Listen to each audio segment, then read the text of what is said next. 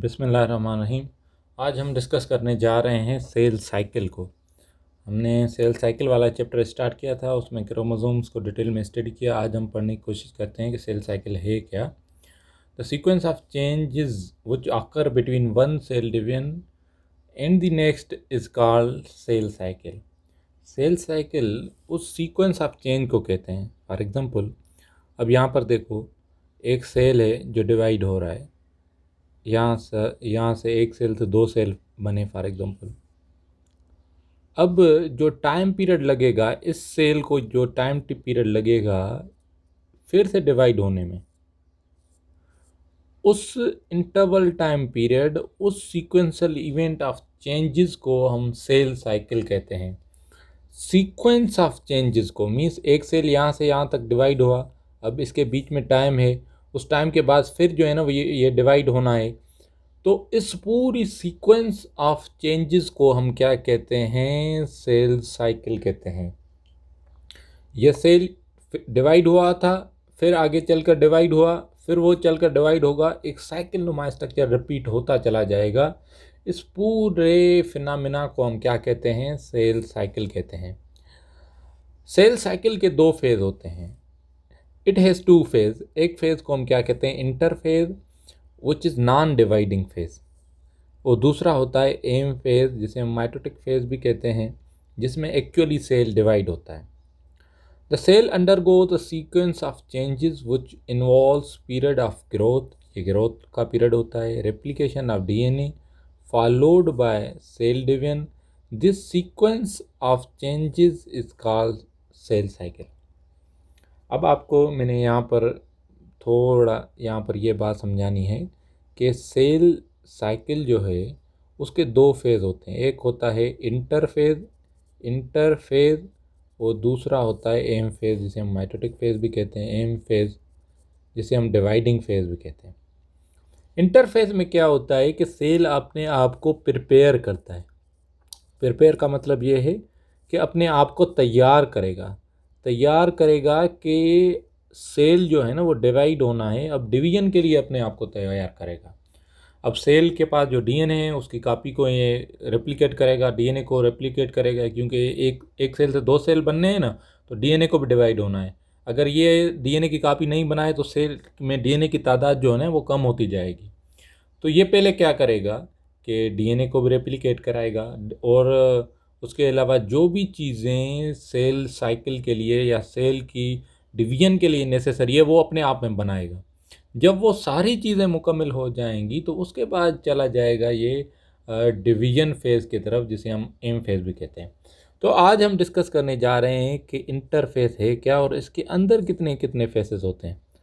तो interface, the period of cell cycle between two consecutive divisions is called interface.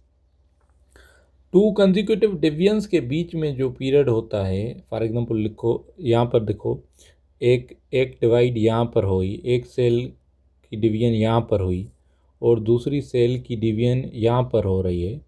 तो इस दोनों divisions के बीच में जो टाइम पीरियड है जिसमें सेल ने अपने आप को प्रिपेयर किया डिवीजन के लिए, उस फेज़ को हम क्या कहते हैं? इंटरफेज। क्या कहते हैं? Interphase. Cell, the period of cell cycle between two consecutive division is called interphase. It is a period of growth. ये पीरियड होता है कि सेल अपने आप को क्या करता है? ग्रोथ करवाता है, डीएनए की सिंथेसिस करवाता है। During this period cell prepare it cell for M phase. ये वो पीरियड होता है जिसमें सेल अपने आप को माइटोटिक फेज या डिवाइडिंग फेज की तरफ जो है ना वो उसके लिए क्या करता है? अपनी तैयारी करवाता है। इंटरफेज को 3 सब फेजेस में डिवाइड किया गया है। एक है G1, एस फेज और G2 फेज। G1 को गैप 1 भी फेज है। G का मतलब है gap 1, G1 phase. It is a period of extensive metabolic activity. अब इसमें एक्सटेंसिव मेटाबॉलिक एक्टिविटी है, सेल के अंदर डिफरेंट किस्म के रिएक्शंस परफॉर्म हो रहे हैं। उस रिएक्शंस में क्या हो रहा है? Cell growth in size. Cell की साइज़ जो है ना बड़ी होती है। पहले सेल की साइज़ छोटी थी, अब सेल की साइज़ क्या हो गई? बड़ी हो गई। Specific enzymes are synthesize. अब ये इसमें एंजाइम सिंथेसाइज होंगे जो एंजाइम नेसेसरी हैं सेल की ग्रोथ के लिए, सेल की डिवाइडिंग फेज के लिए। DNA basis units are accumulated for the DNA synthesis. DNA के जो बेसिस हैं, एडिनिन, साइटोसिन, थायमिन, ये बेसिस जो है ना, ये अक्यूमुलेट जमा होते जाते हैं कि आगे चलकर आपको DNA की सिंथेसिस करवानी है। हमारे पास एक DNA की कापी है, अब एक DNA की कापी से हमें जो है ना वो दूसरी DNA की कापी भी जो है ना वो बनानी है। तो वो कैसे बनेंगे? जब DNA के बेसिस सेल में क्या हो जाएंगे, अक्यूमुलेट हो जाएंगे। At a point in a G1 cell में inter into the phase called G0 phase. G0 phase. G0 phase where a cell cycle stop. It remains for days, week or some cases even for a lifetime of organism. कभी कभार ऐसा होता है कि कुछ sales ऐसे होते हैं जिनमें G1 के बाद G0 या G0 या G0 फेज में आता है।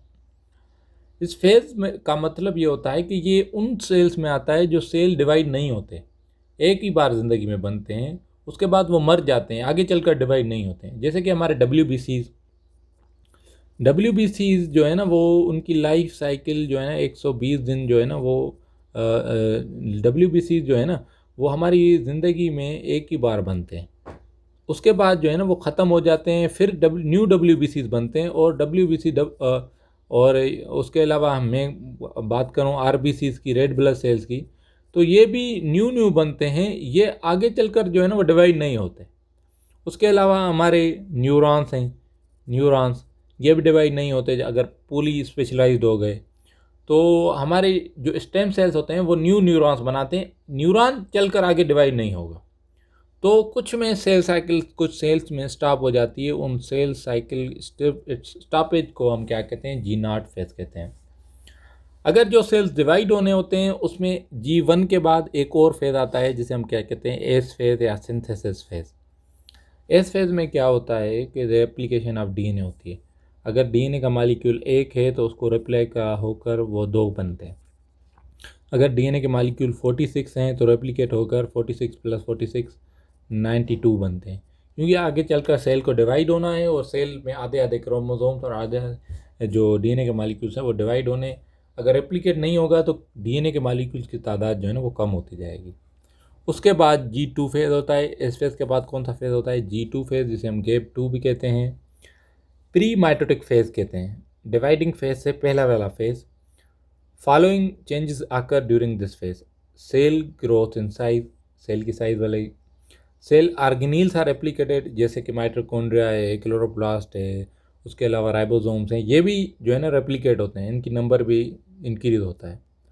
As well as enzymes require for cell division also. जो भी इंजाइम सेल डिवीजन के लिए रिक्वायरमेंट है उसकी जो है ना वो सिंथेसिस जो है ना वो स्टार्ट होती है।